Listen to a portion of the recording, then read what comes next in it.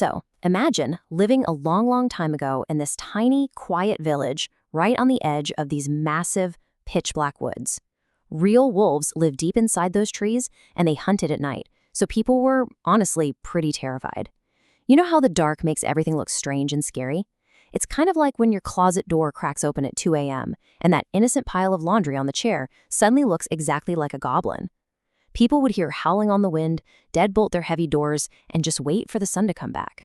Parents used to tell these intense stories to keep their kids safely near home, whispering that real monsters were hiding just past the tree line.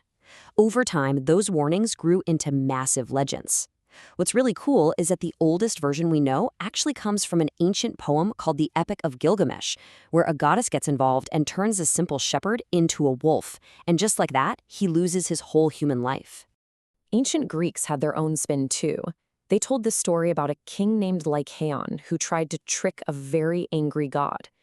As you can guess, the god was furious and punished him by transforming him into a wolf. That ancient tale is actually where we get the word lycanthropy, the act of turning into a wolf, and it's a term doctors and scientists still use today. As time went on, the tales morphed. Some Romans talked about magic skins, the idea that you could take off your human clothes, throw on a magic wolf skin, and run wild. Later, in the harsh Middle Ages, life was really tough and food was scarce. When real, hungry wolves chased the village sheep, people were desperate for someone to blame. Instead of just seeing nature, they blamed magic. They believed bad magic was turning neighbors into wolves, and for some reason, that made them feel a bit safer. When fear takes over, trust usually disappears. If a neighbor acted even a little bit strange, people grew wildly suspicious, leading to big trials in the town square. It was a really sad time in history. Over in Germany, there was a heartbreaking trial for a man named Peter who was accused of owning a magic belt that let him change. It's just a tragic example of how scared people were. The magic rules people came up with to explain the curse were just all over the place. Some swore you'd change if you drank rainwater out of a wolf's footprint. Others thought you had to wear a specific magic flower or rub this heavy, weird magic grease all over your skin. Some stories said you didn't even have a choice. You just caught the curse like a cold and couldn't stop it. These people were seen as the ultimate outcasts. They didn't belong with humans, but they didn't fit with animals either. It's honestly like being the only kid on a scooter at a skate park, just totally stuck in this weird, lonely middle ground where you don't belong to either group.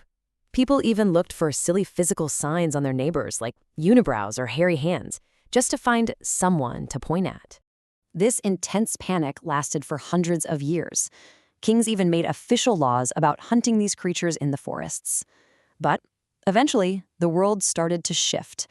People began going to school and learning real science. Doctors started truly studying the human body for real answers, instead of just blaming magic belts and curses. What they eventually discovered was a very real sickness called rabies. It's a tiny germ from animal bites that makes creatures act wild, angry, and erratic.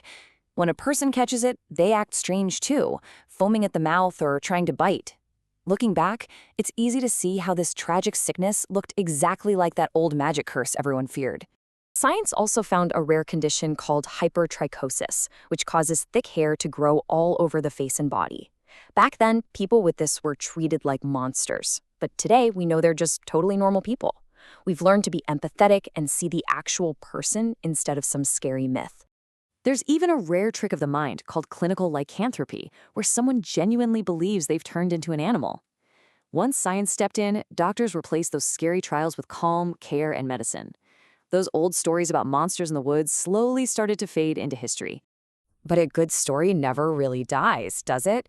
Writers eventually dug up these dusty old tales and loved the scary parts. They wrote new, exciting fiction and changed the rules to make things more dramatic. They're the ones who invented the idea that a bite is contagious and that the monster's only weakness is pure, bright silver.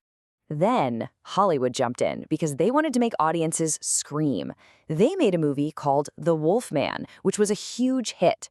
They gave the monster a really sad backstory. He wasn't a bad guy, just a good person stuck with a terrible curse he never asked for. Audiences actually felt bad for him. That movie is actually what cemented the rule that the full moon acts like a giant magic switch. When it's full, the change happens no matter what. Makeup artists back then were geniuses, literally gluing yak hair to the actors' faces to make it look incredibly real on the big screen. People loved being safely scared in theaters. The monster became a massive pop culture icon, showing up in comic books and even fighting vampires in big action movies. It turned from a terrifying nightmare into something we all recognize and find kind of exciting. As the stories evolved again, we started seeing them in secret packs with alpha leaders, much like real wild dogs.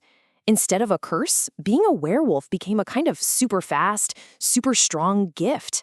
They were seen as fierce protectors who really valued their families and their wild side. So why do we still vibe with these stories?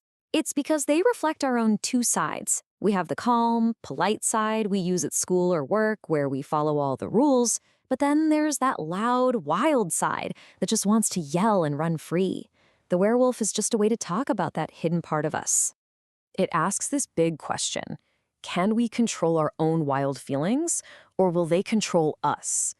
We've all gotten so mad that we said something mean and felt like a totally different person for a minute.